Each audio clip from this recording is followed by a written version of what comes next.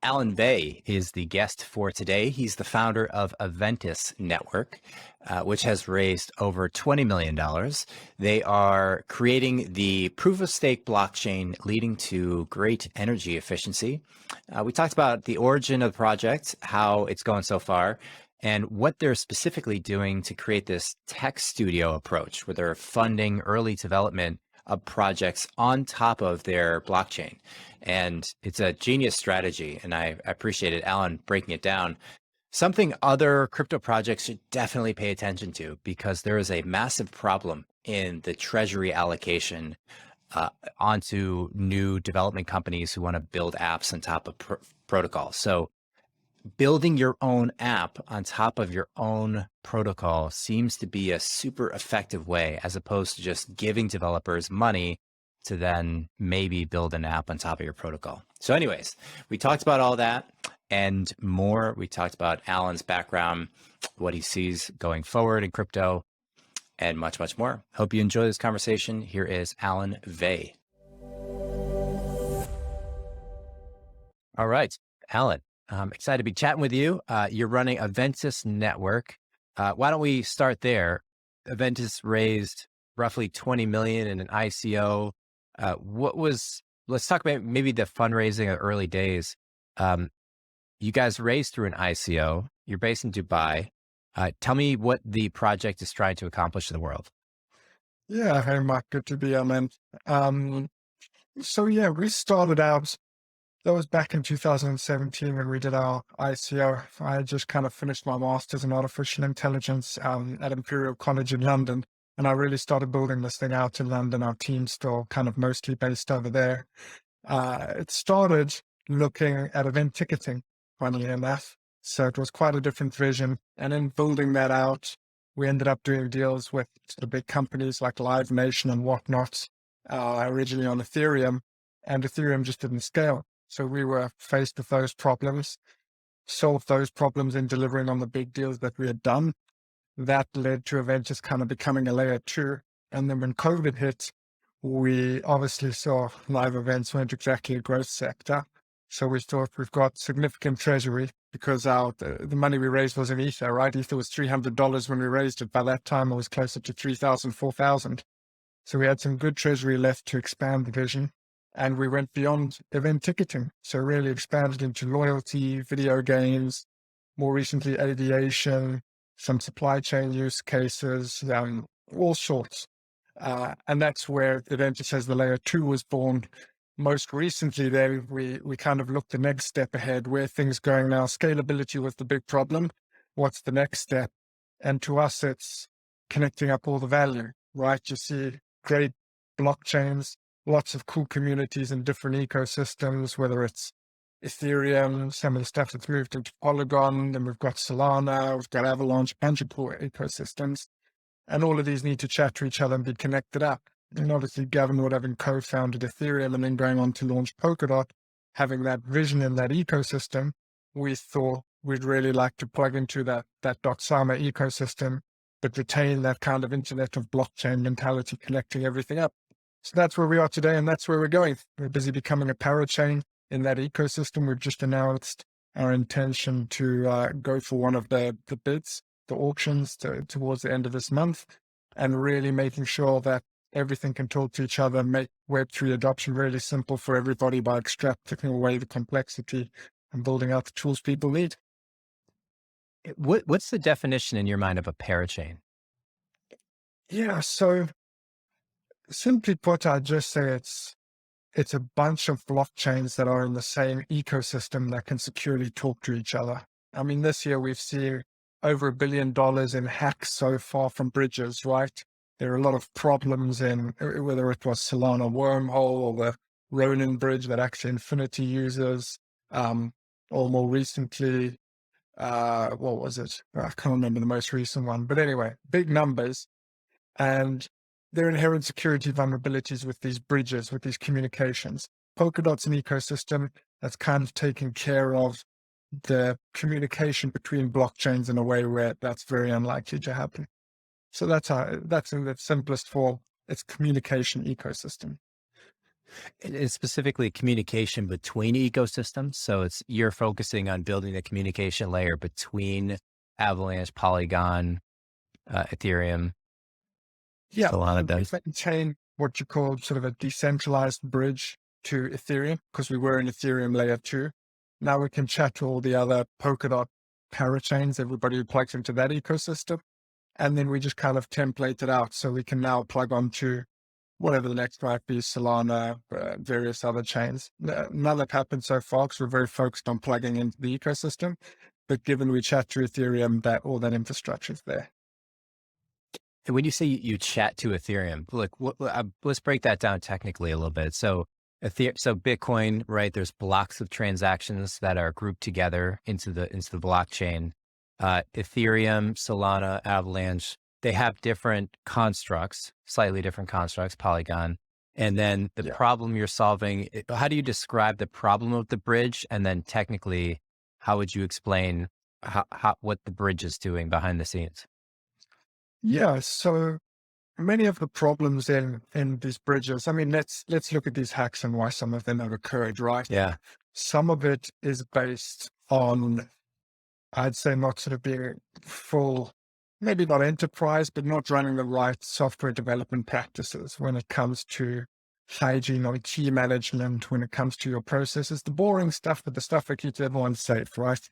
So I'd say that's 50% of the issues we see. And then fundamentally, when you have two blockchains that achieve consensus in a different way, there are opportunities, there are time lags, there are inefficiencies where opportunities for taking advantage of those ecosystems as they start to reconcile, but there's still discrepancies exist. Now, it's always different per implementation, but in an abstract sense, that's what you can think of some of the problems as. So in addressing that, the best way to do so is by blockchain sharing a consensus mechanism. That's why the Polkadot ecosystem is so powerful, with Polkadot getting out of the way, and they call themselves layer 0. So they don't really concern themselves with business logic. They just worry about getting that right between all of the chains. They've just launched the cross-chain messaging. That's a strong way to kind of be sure you don't do that. So making sure you have your processes and making sure you take into account these consensus issues, and at times perhaps not being quite as performant, but making sure that you put the security first in that communication before anything else. And so let's talk about Polkadot for a second. So they're layer 0. They're doing, what's their unique approach here? Yeah, so they really focus on, they let the parachains essentially are business logic specific. So you come up with use cases, the use cases like decentralized finance applications, right? Debt lending protocols. There are others that focus on being just like Ethereum, where they copy the Ethereum kind of smart contract systems. Everybody kind of has their own niche. Our niche is being enterprise grade, right? We build the infrastructure and we bring the kind of deals that fit in the enterprise world. Now, what Polkadot does is support that infrastructure by dealing with all the blockchain stuff that everybody has in common, reaching consensus, dealing with who gets access to this network of communication, a secure way that everybody can secure a slot, how everybody sort of chats across these different blockchains, that kind of cross-chain messaging and all the protocols around that. So everybody can share that same base infrastructure and focus on what we kind of do best in the ecosystem in terms of business logic for specific use cases. Interesting. And why are those, when you say the bridges, so many of the bridges have been hacked or failed and lost capital? You mentioned 50% is the block and tackling, the managing of the keys, the basics here, basic software development. Is there an inevitable path forward on the architecture of bridges? Are some bridges decentralized? Are most decentralized today? Are we moving to a world where they're decentralized? And what does that mean? What is a decentralized bridge? How is that actually operating? It's an interesting question, right? I guess to a degree it comes down to what's the legal definition and then what does the actual practical definition boil down to? Because people obviously try and tread as close to the legal line as possible, but practically speaking, sometimes that's insufficient. So let's look at I think it was the Ronin Bridge, where it was compromised. It was considered to be a decentralized bridge. By that, you mean the consensus of the participants in that bridge agreeing on what the state is between the two networks they're kind of connecting, right? The way the participants achieve that consensus, it's not one party that says, this is what's happening. There's a collection of parties that come together to agree on what has happened, what's moved from one blockchain to the other one. Now, if you make a majority of that be third parties, so not one entity controlling them, legally speaking, you are decentralized. Now, the problem that happened with the Ronin Bridge was over a period of time, there were actually only, I think, maybe 10 sort of participants that were securing this network, 7 of which had security protocols that were similar or and somehow were compromised in very similar fashions, meaning it was quite easy for a hacker to kind of get access to the keys, get a majority of the network and rewrite it to whatever they want, print their own money. And then when others try to withdraw their money kind of from the ATM, it's actually no longer there or backed by the bank in analogy. So that's the kind of idea. Really what you need is a bunch of completely separate parties with separate economic incentives, with their own security standards, ideally with their own technical audits on a periodic basis, doing their own penetration testing of their systems, all of those kind of things that we know in software is just very important when you get to the kind of market caps we're talking about with these companies. But it seems potentially doesn't always take place in some of these implementations. Interesting. And do you see the future as being inevitably, when we say decentralized and centralized, are you thinking about the number of validators, if that's the right word, that validate the bridge transactions? Am I saying this the right way? Is that kind of, and do you feel like the more validators and the more individual is it the individual operators? So 7 of the 10 had very similar structural security gaps. And is that like, who are managing these 7? Like, who are these people that are managing the 7 that cause the vulnerability opportunity? So this is kind of a question blockchain industry wide, right? What is decentralized? What counts as there not being a central party? So when you look at some of the legal cases, and obviously it depends. I'm going on sort of SEC statements, right? So Security and Exchange Commission in the States. Former people who were in charge obviously saying Ethereum is not a security for a variety of reasons. You use the Howey test to obviously evaluate some of these things. More recent administrations, potentially less favorable, but now maybe it's going to the commodities kind of commission. I mean, that's an aside, but depending on how you look at it, what counts as decentralized? So if there's no party that if they went bankrupt or ceased to exist, stop paying their server bills and their validators, nodes, whatever you want to call it, go down. If there's no party you can eliminate, which destroys the entire ecosystem, I'd say technically speaking, that's to a degree decentralized, right? So if you look at an architecture, let's go back to the Polkadot example we discussed. Polkadot obviously has significant number of, let's call them validators or collators within their chain. And there's a significant number of those, which means that anybody building on top of it, the parachains, the business specific logic, doesn't really need a hell of a lot of nodes because you're deriving your security from there.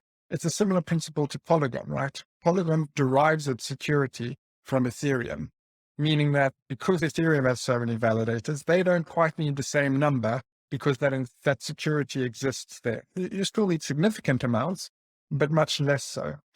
So it always boils down to that same kind of thing. Yes, more is better if they are more diverse. Just more number of validators doesn't help. You require more parties with differing economic incentives or interests within the network to be involved. But as you scale that, you start having issues with scalability. There's always trade-offs, right? So that's why a multi-tiered kind of architecture, as you typically see in any sort of bigger application, is what it's all about. You have your security layer at the base that takes care of the good things, build your business logic on top, get your sort of whatever infrastructure on top of that that helps you with your load balancing, makes it a bit more developer experience friendly, and really focus on that tiered architecture to deliver the greatest security. Good. Okay. I think we painted the landscape of bridges well. When you think of what the future looks like, you describe it as it's not necessarily more validators, but more diverse validators, presumably to prevent a kind of systemic wide or consistent hack. If you find a vulnerability in one validator and 7 others are the exact same, and there's only 10 total, then you have a $400 million hack, like what Ronin happened, which I believe was bailed out. I see a note bailed out by Binance. Is that right? I didn't follow it Yeah. extensively afterwards. I kind of Interesting. learned a bit more from the technical side of it, but I've seen a few of these Yeah. have had bailouts or other people come in, whether it's VCs or parties like Binance, to try and help prop up the ecosystems. But if you look on post any of these hacks, total amount of assets locked within these bridges, they plummet and they haven't returned for any of the ones mentioned so far to anywhere near the same level as before. And what would be an incentive for either a VC or an exchange to, when they say bailout, I think of it as the classical like government bailout. So government giving usually very low interest loans to companies to help them through difficult financial times. Now we're talking in an analogy here, but a bridge is not a centralized organization. What does a bailout even in theory look like in this example? So I would say if you look at the economic incentives within that environment, right, there's 2 reasons to support an ecosystem. It's either one for the value that you believe you can buy on the cheap, or for the risk mitigation that is required because you yourself have exposure to that ecosystem. So often it's not clear what the legal agreements are behind the scenes, who's involved in what to what depth. But let's say, for example, you have a significant stake in a company that has certain exposure to one of these compromises happening. You may be incentivized, if they're good user numbers, if there's good tech, but there was just a mistake, to try and support that asset and use that user base elsewhere, right? There's still value there. It doesn't immediately go to zero. Confidence is lost in that particular implementation, but there's value in the communities. There's so many different sort of assets that compromise a business or businesses are composed of, that I believe supporting those users, making sure that they don't get completely burned by it. I mean, one, for the industry as a whole, it's beneficial to not have massive negative sentiment breakout again. But even more specifically, you may be able to acquire good favor or generate additional usage for your ecosystem by supporting an ecosystem like that. So yeah, I can't say I know for a fact why, but if I think of the economic incentives involved, that's how I would reason about elements of it. Yeah. I mean, I can't imagine it's just donations. Like I can't imagine Binance is interested in just giving money away to people on different bridges. So there has to be at least a perceived positive ROI. So, Interesting. Yeah, I think Celsius is kind of in the middle of that now with famously, what's his name? Sam Bankman-Fried coming in and offering different projects money to bail them out, BlockFi or Celsius or others. So it's kind of an interesting like secondary market after catastrophe strikes, who the people are that come in and offer deals to help these either companies or protocols and some examples through. Okay, so let's talk about Aventus a little bit more. What would be, you advertise on the site that it's enterprise grade. What does that mean exactly? And what's the difference? What should come to mind when someone thinks of enterprise in crypto? yeah, so I would say there's 2 ways to kind of break that down. It's in terms of features and the sort of product suite, but also more sort of governance and on the corporate side. So let me start there. Um, when how we've built our ecosystem, so we'll go through quarterly technical audits. We have sort of an independent board of a bunch of regulated entities and whatnot that sit within a foundation. So we'll on a quarterly basis have to put forward what we believe we can achieve. We will then be assessed against that criteria at the end of a quarter by an independent board, sort of government agency, auditors who will come in, they'll have a proper look through everything. They'll make a recommendation to the board. And on that basis, we'll either receive grants for the work we've done, have certain penalties depending on what wasn't delivered. So that kind of a structure, alongside having independent non-executive directors, regulated entities and whatnot, big public traded company, regulated administrators, also the local regulator involved in what we do. All of that helps you build up the governance structure to make something a bit more on the enterprise grade side. And then in terms of feature set, what I'd say is when you're looking at how you roll out a product, is obviously sort of, you can build it MVP, try scale it that way. And many of the products in the early days that was done, but you get to a point where the architecture sort of matures, how you're working on your tech debt and the various processes you start putting in place, right? So this is key management procedures. This is looking at disaster recovery. This is the penetration testing. This is all of these kind of audits, code audits, all of that kind of stuff in place forms part of the picture. And then just what you focus on feature-wise. So, for example, Aventus, we've built what we call the Gateway API. So we have everything from the base blockchain network. Then we have different validators people can run, and we have managed service offering around that so that we can kind of support people with service level agreements and ensure that code's being operated in the right way. We then have the Gateway API that we build on top, which is almost like Infura for Ethereum, a load balancer. It provides people the ability to sort of proxy and pay for people's transactions on their client's behalf. So it means bigger corporates don't have to touch crypto, or their users don't all have to touch crypto. They can kind of process that on their behalf or use intermediaries. So different ways of how you look at the payments, the invoicing of some of the entities as well that can't touch crypto, and how you can kind of work around that. So yeah, lots of different areas. The key things to focus on if you want to do deals with public companies or highly regulated entities. And what's a customer of yours? Like, what would be a typical transaction? Like, ideal customer comes in, how much do they pay? What are they getting? Yeah. So I would say ideal customer would take our blockchain as a service offering, where we deploy them a permissioned version of the Aventus network. Within that network, they're required to use the utility token in the same way on the public network. It maintains a bridge to the Aventus network and Ethereum, which means they've got their own internet, but it has the ability to connect to the internet of blockchains, right?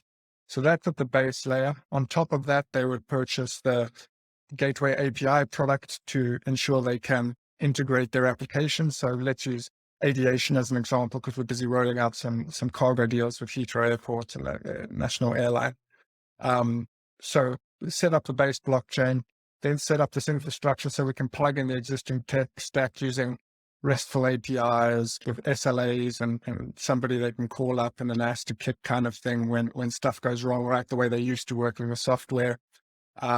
We have a white label NFT marketplace offering where you have regulated custody, both in the US and Hong Kong. You've got sort of insurance products wrapped around that, fiat on-ramps, all of that kind of good stuff if you want it, or as simple as OpenSea, anywhere in between. So that's, I would say, more on the sort of platform as a service layer. And then ultimately into the application domains. In some areas like ticketing, for example, the deal that we had done with one of the Live Nation festivals was for ticket delivery.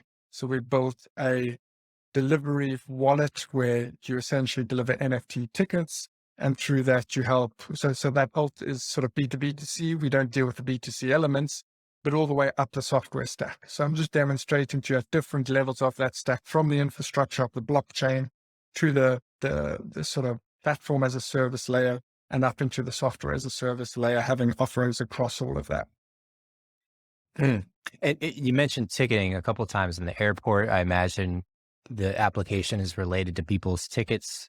Is there a problem with the current ticketing solutions, either on in-person experiences or on airports? Like, I'm picturing Apple Pay, or Apple pops up with the thing. So you have digital versions of that. It could be a PDF on your phone or a paper version.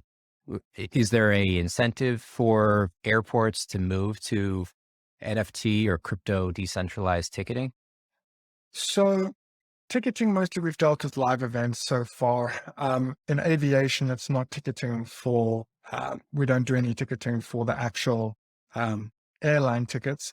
Although we are busy exploring, a lot of airports are struggling right now with the problem of check-in times. I think check-in times have gone from something like 40 seconds on average to over 3 minutes, right? With all of the COVID checks that have to happen. There are a bunch of other things they're checking they never used to have to. They're understaffed as it is. The whole industry's taken a hit right from they've had to make cuts.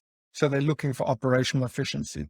So there are conversations ongoing around the representation of the different levels of authentication that user has gone through and restructuring what levels of like pre-authentication you can give. In the States, you guys have stuff like TSA pre-check or whatever, right? Where you can kind of do a lot of the work before you get to the airport. A lot of that doesn't exist in Europe. So it's looking at some of that kind of infrastructure. Is blockchain absolutely essential for these applications? I don't think so. It's more interesting on the cargo tracking front in aviation, where you're kind of creating an interoperable backbone between the different it's a provenance system, right? They've got a bunch of systems, bunch of paperwork done. At any point, 5% of these things are missing in the world, and there's a big expenditure around that. So making sure you know exactly where everything is and you have that sort of uniform backbone of interoperability between all the systems, that's where the power really comes in the aviation sector. And when you're tracking packages, it's a good point. It's not ticketing, it's packages. Is there currently today, is it a centralized database when they scan, picturing like UPS or DHL or FedEx? I'm sure they have a database where they just manage this internally. The benefit to them to moving decentralized would be what? They could coordinate with other shipping companies? Is that the idea? Yeah. So when you look at it today, it's quite complicated how it works at the airport, right? Everything fits within what's called a ULD, Uniform Load Device. And that's where you've got either baggage, post, or other cargo, right? That's one unit. And these units are the things that people track around the airports. And it goes through different people's custody and different airports. Now, where it gets quite complex is when you're dealing with what they call interlining, which is where multiple different carriers are involved in one ULD. So you start whatever, let's say out in China somewhere, that will then get carried by one airline to Dubai. In Dubai, it switches to a different airline to London. In London, it switches in a different airline to wherever, right? That's interlining of the freight. Then there are many different baggage handlers that are involved. There are about 5 or 6 parties involved in moving these things around. So many of them use different systems. They have different formats in those systems. There's a lot of the stuff that's done in sort of paperwork. So currently they lose 5% of these things. At any point in time, they don't know where 5% of these things are. So that's where I think the power of blockchain can kind of leapfrog the infrastructure to a point where it's all sort of interoperable with a common standard and communication channel on the back end. And that's where you can hopefully reduce that number down as much as possible.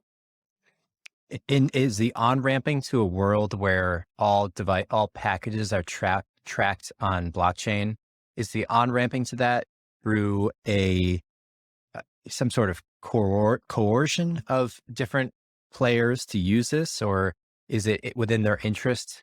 What is the incentive of like the third airline in a 5-airline journey to scan or use this blockchain? Would they be getting paid for this, or how does this practically get rolled out? Yeah, so the penalties along this process for wherever the thing goes missing, right? So if somebody misplaces or can't prove that they got it to the right spot, on the hook for payments, that's how the industry works. So the only person this really doesn't work for is the company that sells these ULDs, because it's great when they go missing, they get more sales. But they're not really involved in the supply chain beyond selling people should we call it the hardware to move things around, right? So it benefits all industry participants, although most are not very tech savvy. So it's important to start with those that do have sort of more of the technical infrastructure, or go to the systems providers already. So we very much intend to have a B2B model where we help support the industry, the existing sort of participants, to upgrade their infrastructure, rather than looking at a replacement product. We're very much in the business of owning business transactions and only building as far as we need to into the application domain to kind of realize that value. And would this be a big enough opportunity? I'm picturing if Aventus was like the blockchain for the entire world's shipping and freight management, like that would be such an enormous accomplishment. Why bother spending your time with like ticketing projects or something, right? You can only go after so much in a day. How do you think about like directionality? How you spend your time? Yeah, so what we've tried to do is build an ecosystem of companies and make them as independent as possible at any point. So to a degree, it's almost been like a venture building studio model. So we will start in a new domain. We'll bring different people from that industry, get them involved in the board, get them on the cap table of that business, and hire in staff to that business. So as Aventus, we fund the first rounds of that business to solve the problem and find product market fit. From there, we then build businesses that can attract VC funding and kind of live on their own. So this is like planting a bunch of seeds. We get it to the point where it's a tree that can kind of sustain itself and then hand the reins over to other people to kind of really run that. So we're very much focused on the infrastructure of things, building the plumbing, building all of the tools that people need to realize this. Now, in the early days, we have to build all the way up the stack. That's the ticketing example. More recently, with the video games, we've built, so let's take loyalty as an example. We built a loyalty coin that's now got 2 million active wallets. That's rolled out across 4 territories globally. We built the initial infrastructure, came up with the design of how we tokenize this cashback system in a more efficient way using blockchain, and we licensed that to a partner in industry. So really, we just take it as far as we have to get industry buy-in, and then we kind of let the experts run with this. Like we're in the business of owning blockchain transactions. Our primary goal is to get Aventus being the engine in as many areas as possible. So to us, it's a diversification of risk. We went all in the early days on ticketing and saw how that played out. So we really remodeled our business to be focused on planting these various seeds, getting them to a level where they can then kind of flourish and grow themselves. Interesting. That is an interesting layer. How many different projects now are active? And I guess by active, I would suggest the definition of having raised outside capital or have outside people working on that project. So everyone that we've done has reached that state, fortunately. So that would be, we've got a video game token in-game economy, essentially looking at how you incentivize people. So we've licensed that to a partner that's got about 600,000 users on it right now. I mentioned the loyalty application. We licensed that to a partner that's got about 2 million active wallets on it. We've got, obviously we did the ticketing side of things. That's had just shy of 1 million tickets go through it so far. We have done on the Aventus block, then there are other use cases. There were some supply chain use cases. Those were very low volume though, but a couple of gold deals in Dubai where they moved some assets around, looking at the provenance on those. And then NFTs, that's where we've seen significant growth more recently in our ecosystem. So in the year and a half that we've been sort of properly in production now since February last year, we've done about 20 million transactions through the network across the various use cases. So there's, of the core ones that we really built the business up all the way, I'd say there are about 5. And then there are obviously just third parties that come and use the infrastructure those on. Now that we've proved various use cases, you start having to chase people and some actually come to you and you can do it the easier way around. Yeah. It's funny. I talk to a lot of different projects who will raise money either through VC or an ICO or somehow, and then they'll have this capital that they then create the foundation. So the end goal is like, make this protocol large. You own a portion of the protocol. That's your path to, your financial path. And then the foundation is dedicated to effectively being a VC, giving grants to people that then build on your layer 2 protocol or layer 1 protocol, whatever it is. And that seems to be consistently failing. It seems like there's not many great examples of foundations who can effectively manage capital. And I think part of that is there's no, unlike a VC, there's not a legal relationship. It's not like I'm owning shares in your company. It's typically grants allocated to small development teams who put forth proposals. And so the development teams have gone around and said, okay, I'm going to give a proposal to everyone, and then I'll take the grant, and then I'll kind of just not really work on it and whatever. So it seems like a major challenge across the industry is how to allocate foundational dollars to helping to sparking development on their protocol, right? A lot of protocols are sitting around with money saying, we want people to build on us, but we don't really know how to do it. And you guys have taken the tact of, let's just build it ourselves and then create the seed, like you said, and then hire people. So you're acting more like, it'd be more analogous to a accelerator or like a launch pad than it would be to a VC fund, which is categorically how other protocols have approached this. Does that resonate with you? Yeah, big time. I normally refer to it as like a venture building studio. I guess it's really what degree of hands-on are you going in? Because really for these, we will go in, we will define the initial product. We will score this kind of headline deal that proves the product market. They're two small deals, but you need that like big name, right? Somebody that resonates in that industry. For aviation, Heathrow Airport resonates, right? For ticketing, Live Nation resonates. So once you get it to that stage, then you can obviously attract your first, 2-3 million funding in a seed round from a VC. A VC ensures that whatever team you bring in there, they have that proper corporate discipline, should we say. And that seems to be much more a recipe for success. Or, I mean, let's see how big it grows. But so far, we've found that to be much more successful than the few projects we have said, okay, she has a grant and on average haven't seen amazing results from. And what's your back end recipe here? So you have an idea, you have a thesis around like gaming, NFTs, shipping. I imagine this comes forth through just brainstorming. Like, is there a particular like thought matrix you're running through, like, problems in the market, the number of participants, the number of, like, how do you sort of think through the different, there's not a ton of them. You have 5 companies and there probably doesn't need to be a ton. It's not like you need 10,000 projects. You maybe need, 10, 5 per year. Like it's a small and manageable number, but they each can be very large. How do you think through both the identification of the type of projects you want to invest in, and then what are you doing in the early days to build it? Is there a team of developers who just kind of run with a product scope and onto the races? Yeah, so we do it all very much client first, client driven. So we will look at who do we have access to in what areas. Obviously, you can't just go into any random sector where there are use cases.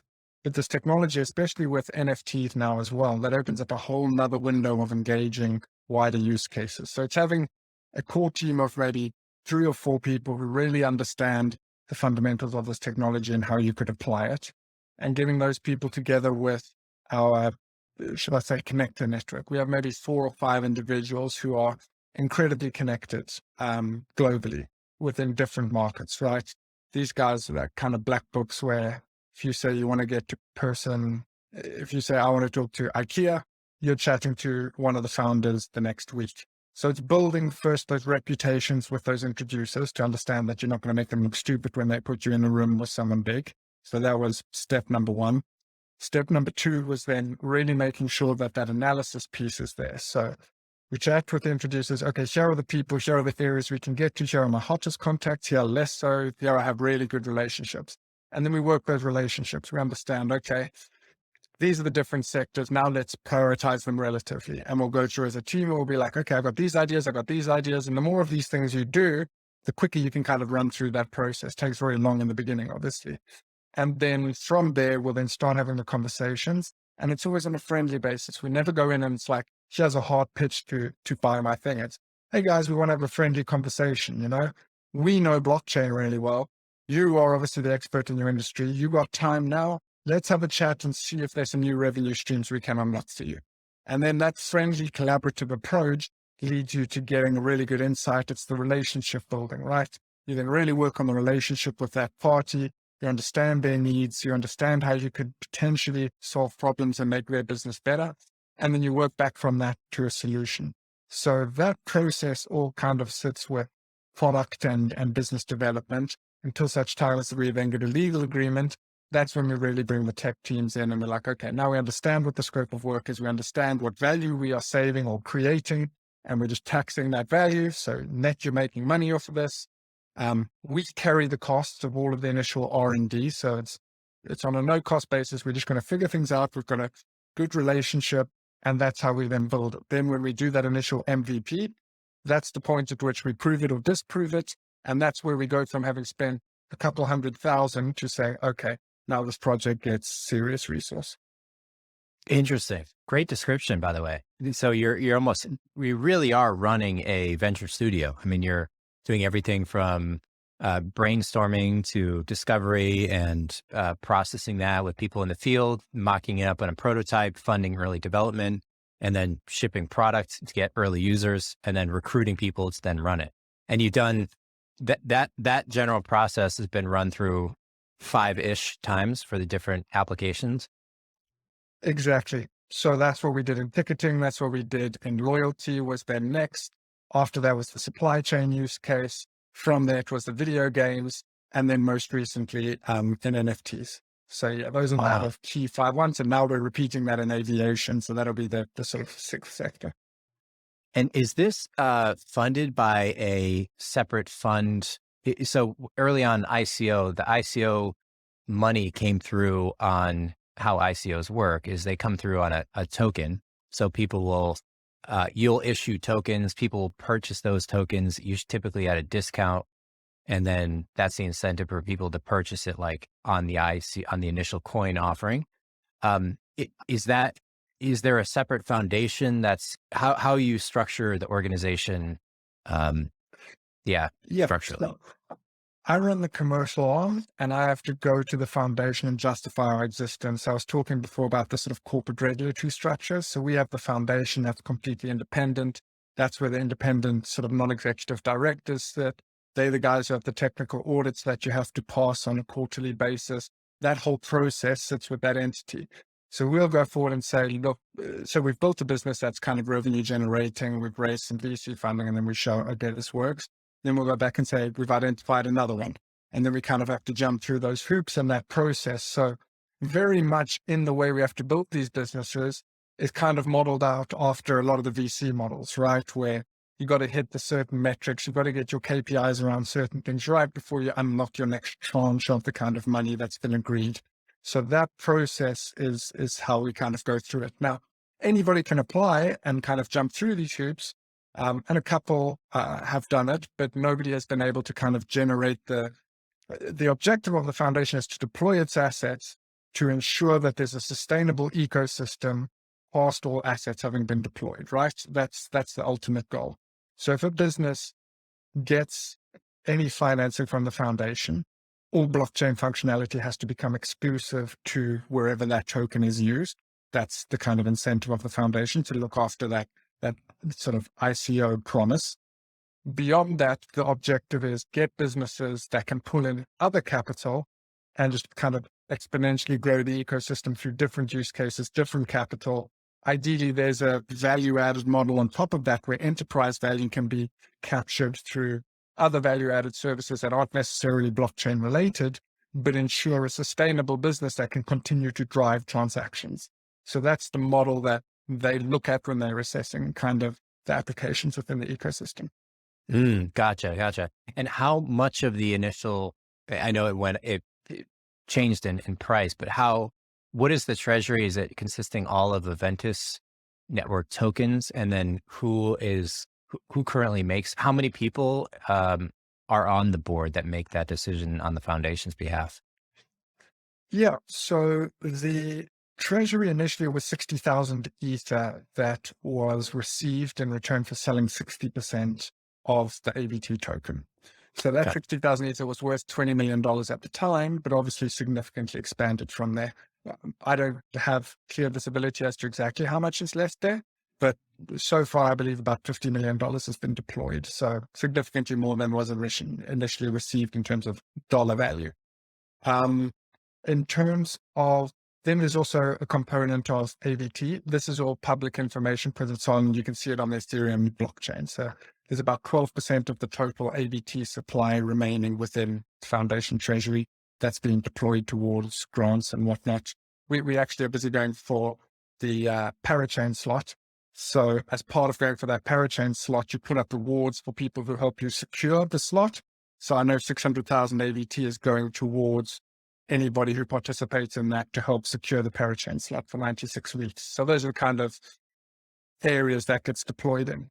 In terms of that board, it's 5 people that sit on the council itself, and then have a bunch of independent sort of auditors, technical advisors, third parties that generate reports and whatnot. So independent, professional, career, non-executive directors who evaluate all of this information and kind of make decisions on that basis. So there's regulated administrators that sit on that board. There's a bunch of different people. This is all set up in Jersey and Channel Islands.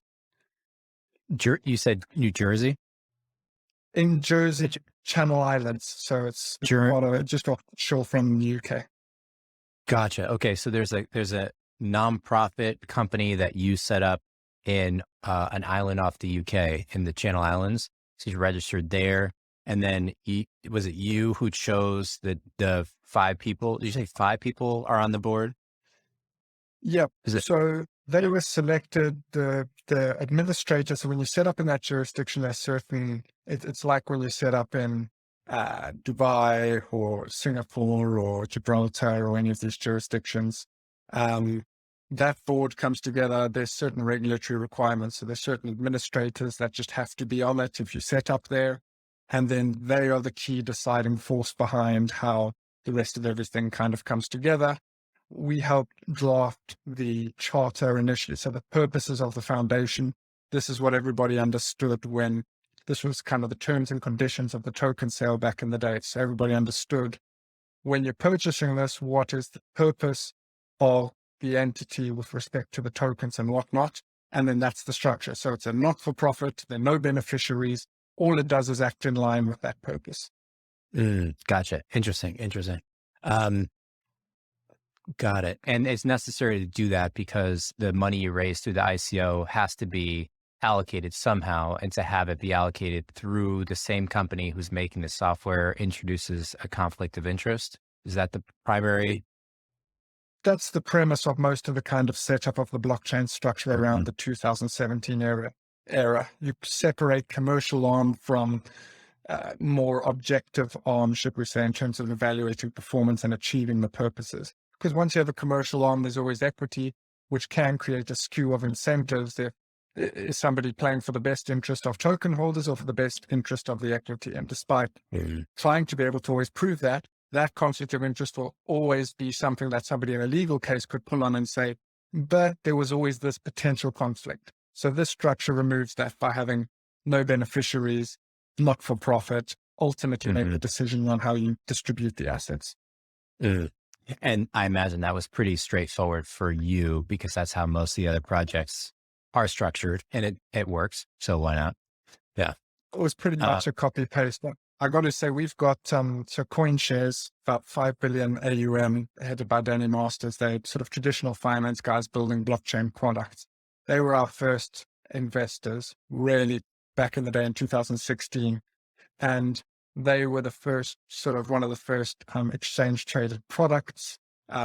So they understood traditional finance, corporate diligence, compliance, all of that stuff. And that's why they pretty much set up a majority of the structure, knowing how to do it correctly from traditional financial markets. That's great. That's awesome. Cool. So do you feel that going forward, the next 5-10 years will look certainly, well, do you feel that they will look virtually similar to how people experience it today and how they're interacting with major companies and experiences like airline, ticketing, and gaming? It'll feel the same, but that a significant under the hood technological infrastructural change will happen to moving to a decentralized methodology for the primary reason of coordinating between different organizations. Would that, or if that's not the summary you would give, how would you give the 5 to 10 year outlook? Yeah, I really think this is infrastructure, right? People didn't really notice the infrastructure changes that took us from Web 1, which is, should we say, read mostly blockchain, the internet, to Web 2, which was kind of read and write internet, where suddenly you're putting your information out there on social media sites and all of the stuff stems from that. So I think you will see the implications of the new business models and the new economic incentives, but I don't think the core infrastructure will necessarily be that apparent to your average person using the products, right? So yeah, I think it's infrastructure.